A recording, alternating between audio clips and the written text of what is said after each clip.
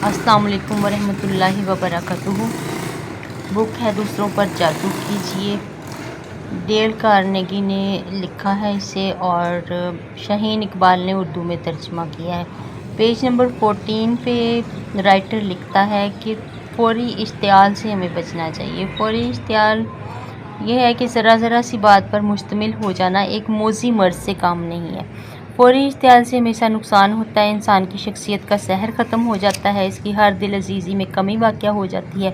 फौरी इश्तियाल पर कैसे काबू पाया जा सकता है? इस पे काबू पाना जो है वो आसान नहीं है, लेकिन नामुमकिन भी नहीं है। फ़र्ज़ कीजिए आपने चंद दोस्तों को किसी तकरीब में मदऊ किया है। अपने छोटे भाई को हदायत की थी कि इसकी खातर मदारत के लिए कुछ लवाजमात बाज़ार से ला कर रखे और ड्राइंग रूम में फ़र्नीचर वगैरह ज़रा सलीके से सजा दे। लेकिन जब आप दोस्तों के साथ घर पहुँचे तो ड्राइंग रूम में कुर्सियाँ वगैरह बदस्तूर इधर उधर बिखरी पड़ी थी। सोफ़ों के गिर्द जो पोशिश थे वो गायब थे, ऐश ट्रे कलीन पर पड़े थे। ऐसी सूरत में आपने क्या किया होगा? अंदर जाके भाई पर बरसना शुरू कर दिया होगा।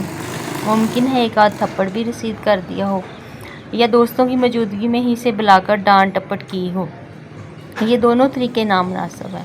ऐसे ही कुछ मौके होते हैं जब इंसान फौरी इश्तियाल में आ सकता है, लेकिन अगर आप मंदरजा वाला सूरत हाल में ये सोचना शुरू कर देते हैं कि आखिर ऐसा क्यों हुआ, मुमकिन है भाई किसी ज़रूरी काम के लिए चला गया हो, या शायद इसे याद ना रहा हो। आखिर वो भी तो बाज़-औक़ात कोई ज़रूरी काम करना भूल जाता है या भूल सकता है।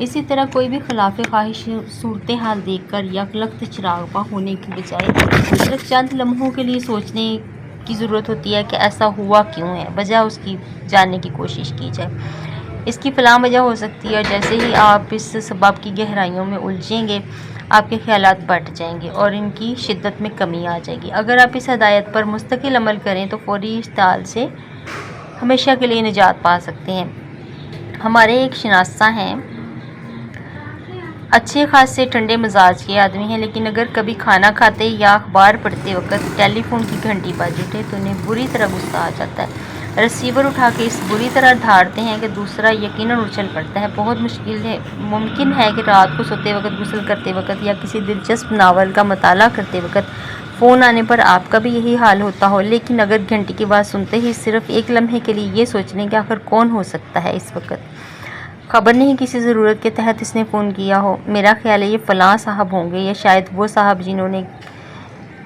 कल मुझसे कोई काम करने का कहा था, मुमकिन है काम हो गया हो। इस तरह सोचेंगे तो रिसीवर उठाते वक्त आपका लहजा इश्तियाक भरा होगा, जिससे सुनने वाला आपसे गुफ्तगू करने में दिलचस्पी महसूस करेगा और मुमकिन है इस दिलचस्पी में आपका फ़ायदा ही हो।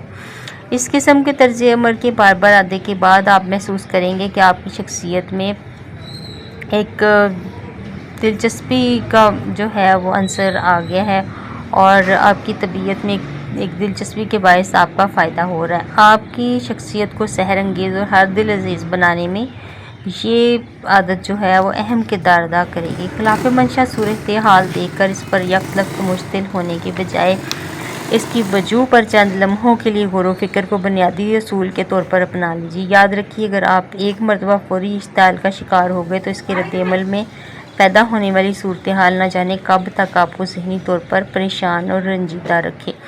और ये सही बात है कि जब हम फौरी इश्तियाल का मुज़ाहरा करते हैं तो फिर हमने उसके नताइज जो हैं वो हमें देर पा भुगतने पड़ते हैं। जैसे शायर ने कहा है कि लम्हों ने ख़ता की थी, सदियों ने सज़ा पाई। इस तरह ही जो हमारे वर्ड्स होते हैं वो दूसरों को अफेक्ट करते हैं और हमारा इश्तियाल जो है हमारे लिए ही रुकावट बनता है। हम एक नहीं 100 स्टेप्स पीछे चले जाते हैं। अगर हम घर में होते हैं हमारे रिलेशंस ख़राब होते हैं, हमारी बातचीत बंद हो जाती है।